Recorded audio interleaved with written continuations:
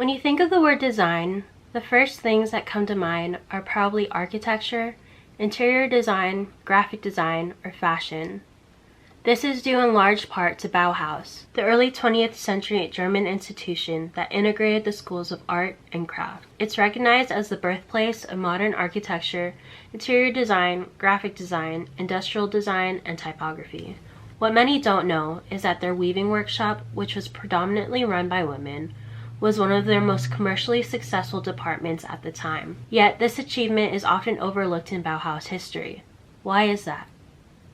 Unlike their male counterparts, who had the opportunity to choose their own area of focus, women were almost always assigned to the weaving workshop, as it was considered a more feminine arena. Throughout history, the craft of soft textiles has almost always been seen as feminine and domestic. Particularly in the United States, while men were away at war, women were urged to knit, not only as a way to channel their anxiety and keep themselves busy while home, but also to provide necessary goods and contribute to the war effort. It was a way for women to use their craft to support the cause, which is a practice still used today. Hi, my name is Zama Mario, and today I'll be talking about craftivism.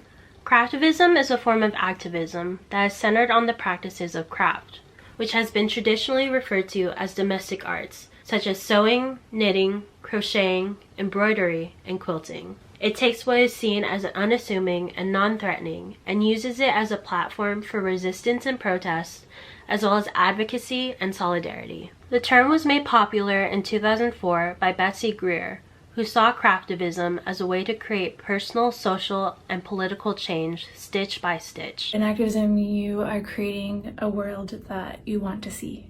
And that looks different for different people. What activism looked like to me was using my craft skills as a way to create change. One of the most popular recent examples of craftivism is the Pussy Hat Project. In 2016, to the shock of millions of Americans, Donald Trump was elected the 45th President of the United States. Outraged by Trump's victory, given his track record of misogynistic remarks and controversial stances on policy, people immediately took to social media to organize a protest. The 2017 Women's March in Washington, D.C. was scheduled to be on January 21st, Trump's first full day in office following his inauguration. In preparation for the march, on the other side of the country, in Los Angeles, California, in a small yarn store, the Little Knittery, the idea of the Pussy Hats was born.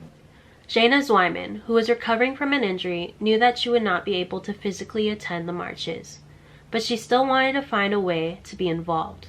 Meanwhile, her friend Krista Suh, who was already making arrangements to attend the march in D.C., knew that she needed to keep her head warm during the cold winter march. Together, the non-marcher and marcher conceived the idea of creating a sea of pink hats that would both make a powerful and unified statement of solidarity, while also allowing those who could not attend the marches themselves demonstrate their support in a visible and tangible way. They worked with the Little Knittery owner, Kat Coyle, who designed a simple pattern that would enable people of all knitting and crocheting levels to participate in the project. It's just a formula for a hat that's easily adaptable and can be made by anybody. And conceptually, you can understand it because it's a rectangle. And then when you put it on, these like ears, little ears pop out. Yeah, you could style it a bit more. Yeah. The name Pussy Hat was chosen not only to highlight the pussycat ear design of the hat, but also as a form to protest against Donald Trump's vulgar and misogynistic comments in the past. Ultimately, it was an effort to destigmatize the word pussy and transform it into a word of women's empowerment. It's the Pussy Power Hat! The Pussy Hats have been criticized for not being inclusive to transgender women and women of color. Though the term pussy and the color pink are in reference to female genitalia, their symbolism is meant to transcend beyond such literal interpretations. Pussy is a word commonly used in society to shame people who are feminine, regardless of gender. Additionally, the color pink has long been coded as a feminine color. These criticisms may also be a reflection of the conflicts that arose behind the scenes of the march itself, which was organized primarily on Facebook. It was criticized for being run by mostly white women, and there were conflicts within the Facebook group over political policies regarding race, immigration, and abortion. Despite these conflicts that arose in the preparation process, the 2017 Women's March was a success, with over 500,000 protesters in DC, and over 670 sister marches happening all over the world. It was the largest single-day protest in all of U.S. history. Let's get to work!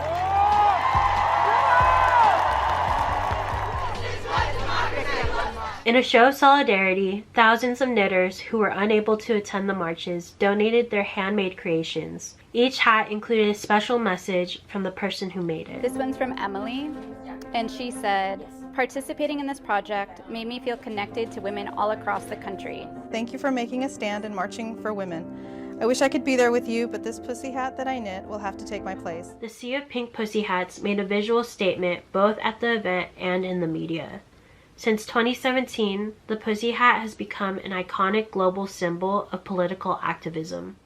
The Pussy Hat Project is not just a moment, it is a movement. Another collective craftivist effort in recent American history is the Names Project, otherwise known as the AIDS Memorial Quilt. The quilt was conceived in 1985 in San Francisco by activist Cleve Jones. He came up with the idea during the annual candlelight vigil of the assassinations of Mayor George Moscone and San Francisco Supervisor Harvey Milk, who was America's first openly gay man to be elected into public office in California.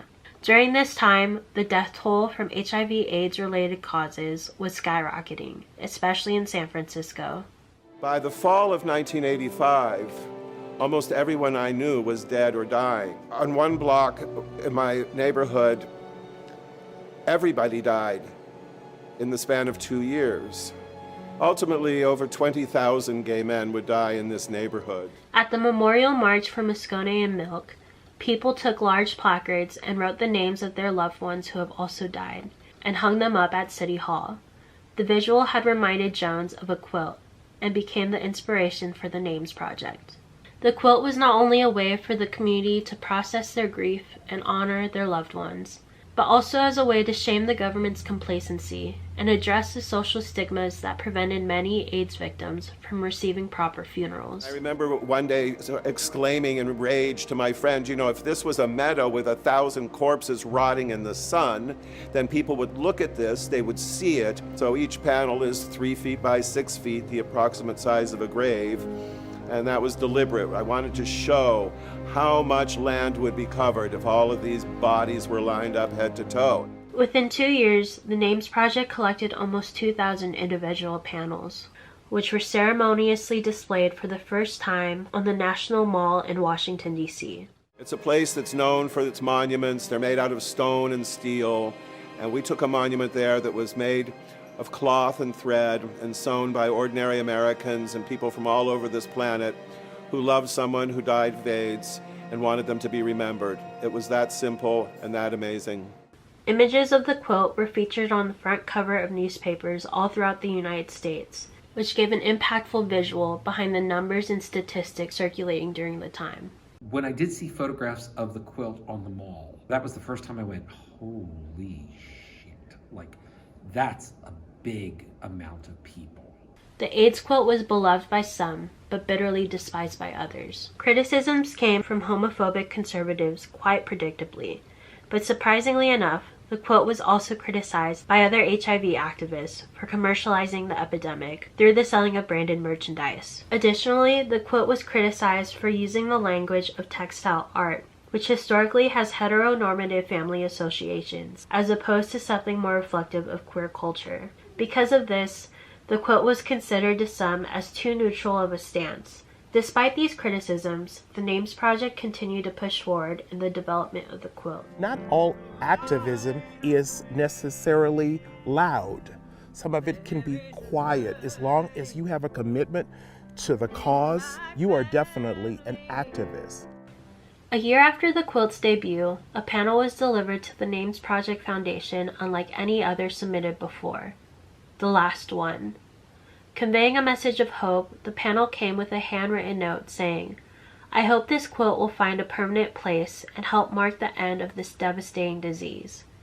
Unfortunately, this day has not yet come, as the quilt continues to grow, with at least one panel added each day. Over the past 35 years, the quilt has accumulated over 48,000 individual memorial panels in remembrance of over 94,000 people, If laid out in its entirety, the quilt would cover more than 1.3 million square feet.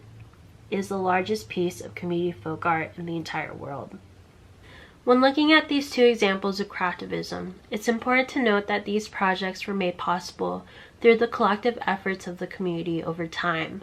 They were each made with love, by hand, with thoughtful consideration throughout the process. Sure, these projects were conceived in the minds of a couple people, but the sheer magnitude and impact of these projects is due mostly in part to the contributions of hundreds of thousands of people who made these projects come to life.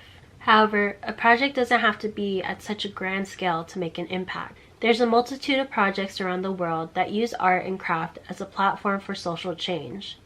Here in Los Angeles, the LA Poverty Department is an arts program created for the homeless that seeks to decriminalize poverty and end the negative stereotypes surrounding Skid Row.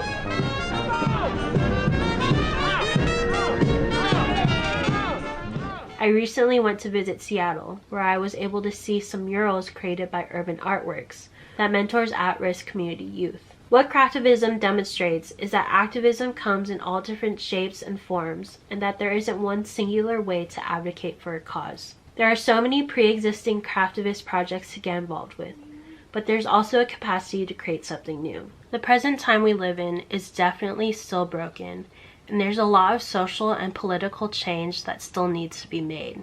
So the work isn't done yet. It's important to ask yourself, how am I going to contribute? As someone who is going into the design industry, I'm constantly learning and being reaffirmed that we live in such a visual world. And not only that, but the visuals we create have the power to impact the world. Like I said, there is so much that needs to be done, and it can be kind of daunting to think of where to start. But I think learning about craftivism is important because we have been gifted with these talents, and with that not only comes an opportunity but a responsibility to use our gifts and our talents as a platform for change and for good. As a student, I am shifting the perspective and asking the question of not only how do I make good design, but also, and even more so, how do I make design that is good? You know, how do I make design that propels us and empowers us to move forward to ultimately create a better future and a better tomorrow?